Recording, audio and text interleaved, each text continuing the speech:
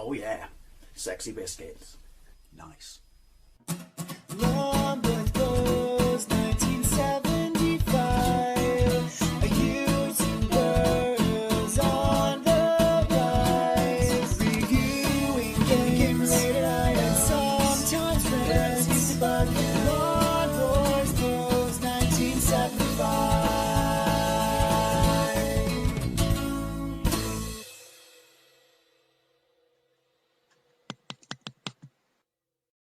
In this video, I'm continuing my look at some of the classic games that Ocean made in the 80s and early 90s on the Sinclair ZX Spectrum. Hell, on all the 8-bits, but particularly the Sinclair ZX Spectrum. In this video, I'll be focusing on another two arcade conversions, both based on Taito games. I'm going to take a look at Arkanoid and Arkanoid Revenge of Dough, sometimes known as Arkanoid 2. Since the games are so similar, obviously one is a direct sequel to the other, it just seemed more of a no-brainer to put them into the same video. I have a massive amount of nostalgia for these games, more so for the first game, as I own both of them, original copies on the Spectrum back in the day, released by Imagine, which is Ocean's sister label, which basically they used to release their arcade ports, apart from the big arcade ports, which they still put on their Ocean label, not sure. Released by them in 1987, I believe, from the Spectrum, Amstrad, Commodore Amiga and Atari ST. There is a NES port, but that's not by Ocean. But it's a fantastic game. It's an incredibly simple game. It's a bat and ball take out bricks game. You know, it's an update of Atari's Breakout, but it really does, it's a question of like just how such a simple idea can be completely updated and made into not an entirely different game, but a far more compelling game. Obviously, it came out many years later. Released in the arcades by Taito in 1986. The story is you are that craft there, Arkanoid, travelling through space when you get trapped by some entity known only as Dough. So you release a sister craft, a much smaller craft shaped like a bat, out of that thing on the top of your ship there, which this is the screen from the arcade. And it does have the intro, but you don't get to see the bat. And the ship is called the Vors, or the Vouse. I have no idea which one of those it's called, but doesn't that mean the game should be called Vouse Vors and not Arkanoid? I know, small splitting hairs there, but this got really good reviews on all the ports back in the day. You could argue it's a very simple game to do, but what it does extremely well when it mixes things up, because instead of just hitting a wall and twatting bricks, you can get upgrades. You can make your bat bigger, you can give it laser guns, which is everyone's favourite, because bonuses or upgrades will drop out of the bricks that you've destroyed, and it's up to you to get them. Risk destroying your craft by obviously keeping the ball in play as it goes out the bottom, like Breakout, you die. You can get 3 balls at once, which is a proper pain in the ass. You can even open a portal on the right hand side of the screen, so you can skip the entire level that you were on. I believe in 1987 this was one of the most successful cabinets of that year, and a big success for Taito, and Taito and Ocean would have a long, fruitful relationship. Let's get into this. I've got to play this on joystick because my keyboard is lacking a space key and you can't define the keys. First world problems, first world problems. But there is an inherent problem, because in the arcade, I played this in Westwood Ho. I was shit at it. I never got off the first screen, but I loved it because I like, there was a Breakout clone, no, many Breakout clones, but there's one that came on the Horizon take that came with our ZX Spectrum. So the fact that you could get laser guns and it had been tarted up with a sci-fi theme blew my earcore mind. But yeah, it had an analog paddle control, so you were never going to achieve that at home. But there is a problem playing this on the Spectrum. I don't know if it's in the other versions, that there seems to be lag and sometimes speed up on how your paddle moves. But then again, that could be an emulation thing. So let's press enter. So it's 48K only, so it's beeper sound effects only, which is a shame because it could have done a 128K version. It does a decent representation though. The sequel, I believe, is 128K, so we'll see what that sounds like when we get to it. But let's have a couple of goes on this. I suck at this, by the way, and I haven't played this in about 3 years. So let's get into it now. There you go. This is the intro, and you don't see the craft come out. The year and time of this story is unknown after the mothership Arkanoid was destroyed at Kraft Scramble. Oh, it's destroyed, was it? Scrambled away from it. So it definitely should have been called Vals, or Vals, but only to be trapped in space by someone. Missed a trick there to say something. Down the right hand side of the screen is my score, my high score, the round, and the number of bats. Press fire, you release the ball, and then rinse and repeat, because it's, you know, a bat and ball game. Now, look carefully, because it is very simple graphics, and the layout of the game means that it was easy for them to circumvent attribute clash. But the ball will speed up. See what I mean about taking the risk to get to the power-ups? Those silver bricks will take a lot more pummeling than other bricks, and there are gold bricks as well. Oh, shit, it's sped up. But, yeah, look, there's shadows under the bricks, and you know what? Simple graphics or not, they're nice. They're very nice because, you know, colour wasn't the Spectrum's bag, baby, but layout of this means it's very easy to achieve lots of colour while getting around attribute clash because there is no real detail in the background. Remember that when we get to Revenge of Doe. Aliens is cool as well, which is cool. I love it when you get your ball trapped up there. It sounded very awkward. They won't kill you, but they will affect the trajectory of your ball, as you can see. And it's speeding up. And talking and playing this are definitely not my bag. Oh, I didn't want that power up. And oh, see what I mean? Was I laser ship thingy gun then? That's not fair. That is a cheap kill because there was no way I was going to escape that. Oh, look at this. If you can keep all of them in play, you're an absolute death machine. However, keeping all of them in play, shit, is difficult. This is just stage 1, mind, and it does ramp it up properly. Come on. Ooh, cheeky, bloody alien bastards. This is where it gets titch frisky because I've got 1 life left. You got to hit these blocks. Shit. And there's only 2 of them on screen, and then the aliens are dicking around with the path of your ball, which no one likes when people dick around with the path of your ball. So getting these 2 could take bloody ages. Oh, thank you. Right, you do have some sort of control where you can slice the ball at angles. See how they all shimmer across the bottom as well? That's what I get for talking, because you've got to release the ball, but you obviously it gives you a chance. Ooh!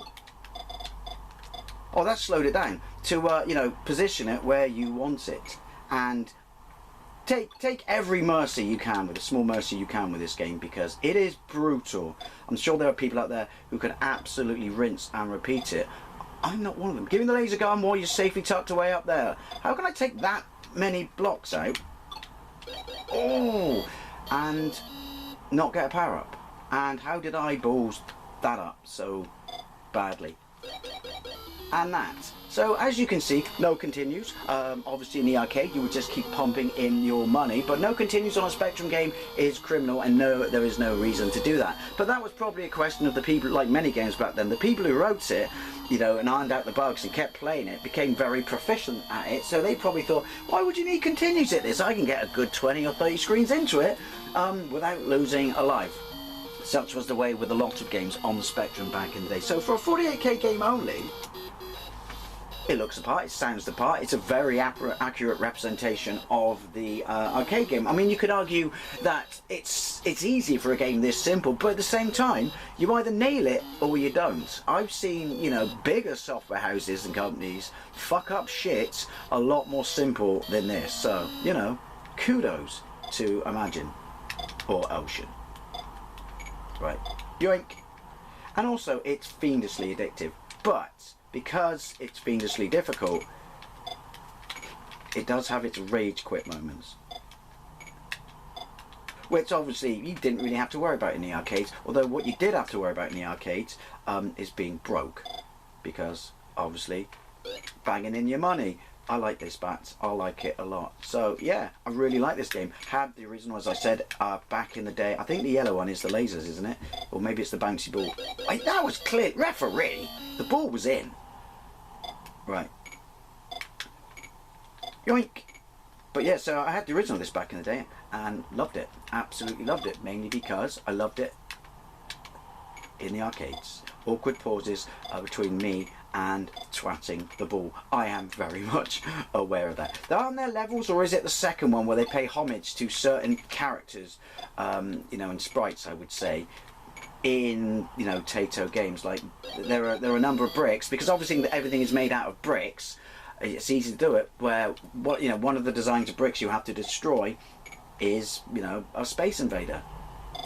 Cool stuff like that. Do you know what I mean? Cool stuff like that. Back then, we very much like it. I do not like these aliens, though. I guess you're not really supposed to, are you? Shit balls. Brutal, brutal. Again, though, there feels to be, maybe it's an emulation thing, I don't know. I've never had any problems with FBZX Wii, ever. Well, possibly one or two. But, see what I mean? Sometimes your vowels go, someone tell me how you pronounce it correctly. Go, seems to slow down like there's a friction thing, and then sometimes it suddenly like speeds up like it's got a rubber band effect going on. I don't know. Maybe that's just me. Maybe I should get a white stick. Oh, I can get this though.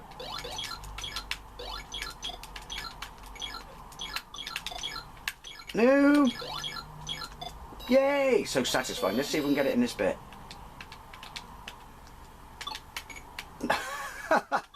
Instant fuck up right there. Come on.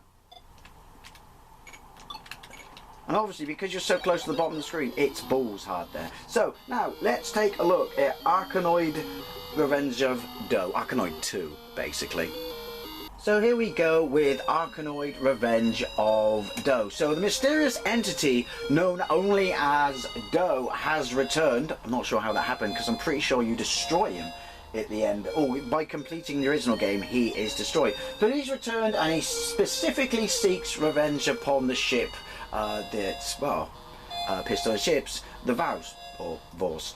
And basically, it's more of the same. However, there are a total number of 64 levels, but you only have to play through 34 because it introduces something from that wasn't in the previous game, which is warp gates. Once again, it was released on all the all the usual suspects, that being Commodore 64, Amiga, Atari ST, Amstrad, this, the ZX Spectrum. There is an MSX port, that probably would be by Imagine, Ocean, but then there's an Apple II, so I have no idea who did that. This was released by Taito in 1987, not quite as big a hit as the original game, and it was only the most successful game of one of the months, I believe. As you can tell, it's 1 to 8K and it sounds fantastic. And that's a pretty decent representation, a very good representation of the arcade music. I never got to play this in the arcade. I don't have quite as much nostalgia for it as I did the original one because of playing it in the arcade in Westwood Ho. However, because I played it back in the day on the Spectrum, this got fantastic reviews, much better reviews than the original, which is, it has a problem with its graphics, even though you could argue they're more detailed, which we'll get to. But yeah, so I have nostalgia playing it on the Spectrum and loved it. I think pretty much all ports got decent reviews. So anyway, let's get into it. It gives you a scroll. A long period of time has passed. The dimension controller, oh, he's dimension controller. Everyone's got a day job, I guess. It's come back to life again, occupying a huge spaceship. I can't even read that. It's entered our universe from a different dimension. Arkanoid type fighters, blah blah blah blah. Right, so here we go. All your scoring information is on the left. Now, here's what I don't like it. Well, there's more detail in the graphics. As you can tell, because there are actual background graphics, you know, on the court, if you will, in this version. There may have been in the original on the arcade, I can't remember. Can't play it in MAME because it doesn't work with a control pad.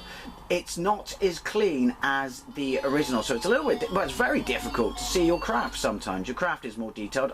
Look, underneath me now, that's where it shows me the lives. So, yeah, same sort of thing happens. Aliens will appear, they will speed up. So I guess it's a question where improvement of graphics didn't, oh look at that, I like that, didn't really need to be done because it's just made it a dirtier screen. Makes it far more difficult, very difficult in fact, to see. I'm not going to lie though, I am super liking this power. Essentially it just makes your your bat bigger. Awkward. And I've died immediately. So I'm assuming because an arrow appears, look, in the bricks at the top of the screen, there are 2 arrows. So is this a screen where that we get a warp gate? I didn't want that. See what I mean? You got circles in the background, and therefore when you get multiple balls, when you get one ball in fact, it's like you look like the background. So I mean, the magazines all praised it for its graphics. They are not better. Now unfortunately this won't let me play it on joystick, so I'm playing this on keys, and the keys are Z left, M right, and I'm having to use enter because space doesn't work. First world problems.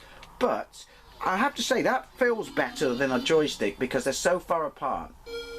No, it's not analog, but you know what I mean. I don't know. It's just a better way to do the controls.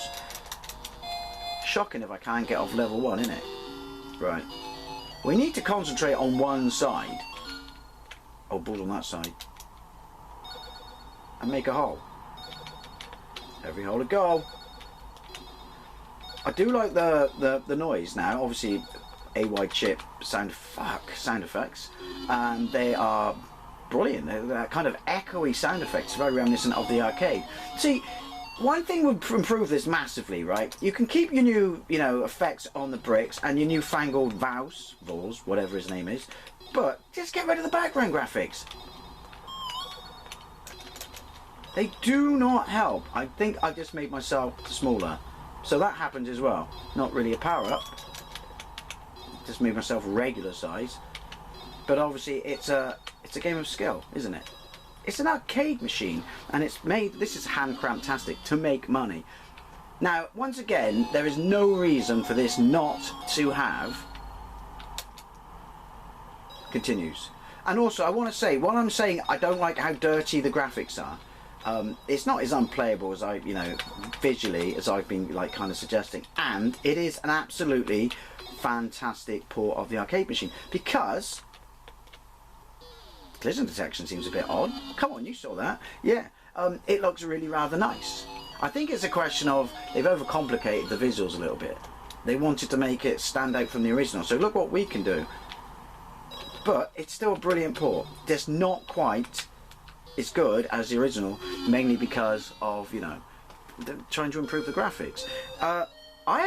Don't remember the hitbox on your bat being a bit squiffy like that, but yeah, so give it a go. I mean, I prefer Arkanoid, but this is still a fantastic game. The fact that I can't get anywhere on it, well, that comes down to me and a little bit of the hitbox, not gonna lie, being crap at it. I'm crap at all with these sort of games, by the way. Any version of this, any remake, isn't there Arkanoid Do It All Again or something? See what you did there. But yeah, I don't have the reflexes for games like this. But it doesn't mean you don't enjoy them, particularly, like I said, because the nostalgia attached to it. If enter is release ball, maybe I just haven't had laser yet. Laser. Could have, started us off with a simpler level, but then this is the arcade, isn't it, as well? This is how the arcade starts. I would suggest a dabbing motion, as if you are mopping up a stain. Also, I can't play this, on my C64 Mini. It won't recognise the pad for some reason. I have no idea why. Where's the ball? Oh, it doesn't appear straight away. Right, you go. The problem is with the laser, and that's, great game design, same as the original, same as Batty, is it makes you, because you want to use it to clear as many blocks as possible, it means you hang around in areas, again, great game design, where you possibly shouldn't be taking such big risks, and then end up missing the ball. So it's another perfect example of patience, apart from the ball goes batshit crazy. Oh shit, and paying attention, and finding a balance in the way that you want to chip away at the blocks, which I openly admit I'm awful at. Hey, did that one just reappear? That's a bit, well, you're gone now, or not. See, I'm having trouble here. I'm having trouble with come quietly or there will be trouble. the hit detection, hitbox. I don't know. It seems to go through my mouse and or walls in places where it should not. And no one likes it when it goes through your valves and or walls in places where it should not. It's just a bit awkward, particularly in public. Right. Wasn't there, or isn't there, an amazing version of this? I want to say, it's obviously about 15 years old. I'm sure it had some sort of Arkanoid fancy. Did that block just come back as well? You know, kind of like what they did with Space Invaders on my Nintendo DS. Shit. If we can just get the ball at the top, everything will be alright. Again, don't like the lives though, being at the on the actual playfield. That's a bit unnecessary. I mean, you got all that room down the left. These blocks are coming back. Does that mean, are they blocks that have to be cleared then? I don't know, it's been ages since I played this. Oh no, we're scrolling.